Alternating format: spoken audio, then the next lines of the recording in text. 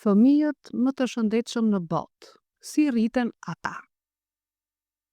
Në një botë ku gjithnjë më shumë fëmijët përballen me probleme si obeziteti, mungesa e aktivitetit fizik apo varësia ndaj pajisjeve elektronike. Ka ende vende dhe kultura ku fëmijët rriten të shëndetshëm, aktiv dhe të balancuar, si në trup ashtu dhe në mendje. Në këtë video do të udhëtojmë përmes 10 vendeve ku fëmijët konsiderohen ndër më të shëndetshmit në botë. Ne do të zbulojmë sekretet që qëndrojnë pas mënyrës së tyre të jetesës. 1. Si Japonia, ushqyerje tradicionale dhe disiplinë. Fëmijët japonez janë ndër më të shëndetshmit dhe më të dobtit në botë. Ata ushqehen që në moshë të vogël me peshk, oriz, perime të ziera, miso dhe shumë pak sheqer. Por jo vetëm kaq. Në Japoni, kontrolli, zakonet e rregullta dhe ecja në këmbë për në shkollë janë pjesë e përditshmërisë. 2.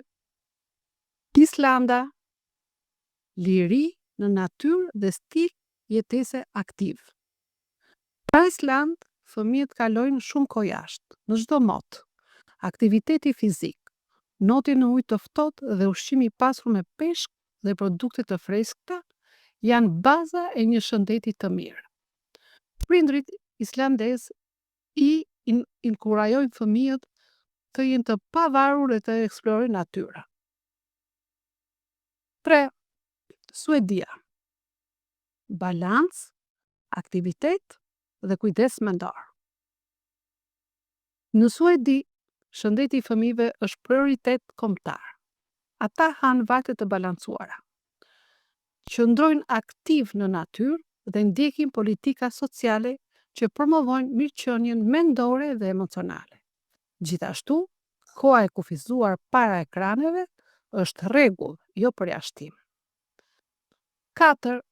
Korea e Jugut. Disiplinë në ushqyerje dhe lëvizje.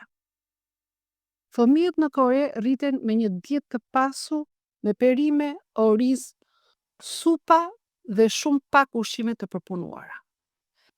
Edhe pse arsimi është intensiv, fëmijët bëjnë shumë aktivitete fizike dhe zakonet tradicionale ruajnë një ekuilibër mes mendjes dhe trupit. 5. Italia. Ushqimi i shëndetshëm dhe vakte në familje. Dieta mesdhetare është sekreti i shëndetit të fëmijëve italianë. Perime të freskëta, vaj ulliri, fruta, makarona të thjeshta dhe vakte të konsumuara së bashku me familjen. Ky kombinim nuk ndikon vetëm te trupi, por edhe lidhjen emocionale dhe stabilitetin mendor. 6. Kanadaja. Edukim shëndetësor dhe kohë në natyrë. Në Kanada, edukimi për shëndetin fillon që në kopësht. Fëmijët bëjnë sporte që nga mosha e hershme, ndjekin zakone të shëndetshme dhe kanë qasje të mirë në ushqim cilësor. Kohë cilësore në natyrë është pjesë e kulturës prindërore. 7. Norvegjia. Liri, natyrë dhe ushqim sezonal. Fëmijët norvegjez luajnë jashtë në çdo stil, edhe kur ka borë apo shi. Ata mësohen të jenë të fortë, të pavarur dhe të kujdesen për trupin e tyre. Ushqimi është i thjeshtë, sezonal dhe i përgatitur në shtëpi. 7. Franca. Rregull dhe zakone të qarta ushqyerje.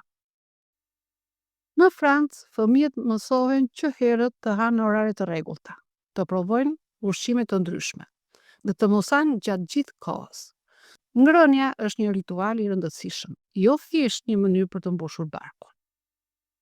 9. Finlanda. Gjumi, natyrë dhe edukim pa stres. Fëmijët në Finland janë ndër më të pushuarit në botë.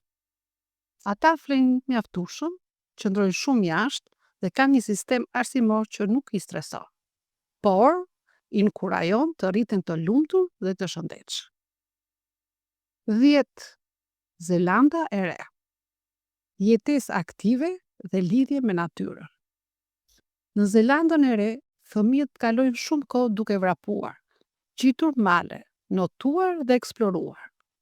Ata rriten me respekt për trupin dhe natyrën, me një dietë të pasur në prodhime lokale dhe stil jetese aktiv që nuk ndalet as në fundjavë. Nuk ka një formulë të vetme për të rritur një fëmijë të shëndetshëm, por vendet që përmendëm kanë diçka të përbashkët. Balancë, aktivitet, ushqyerje të thjeshtë dhe shumë dashuri për natyrën dhe lirinë e fëmijës. Ndoshta është koha që disa nga këto zakone t'i sjellim edhe në shtëpinë tonë.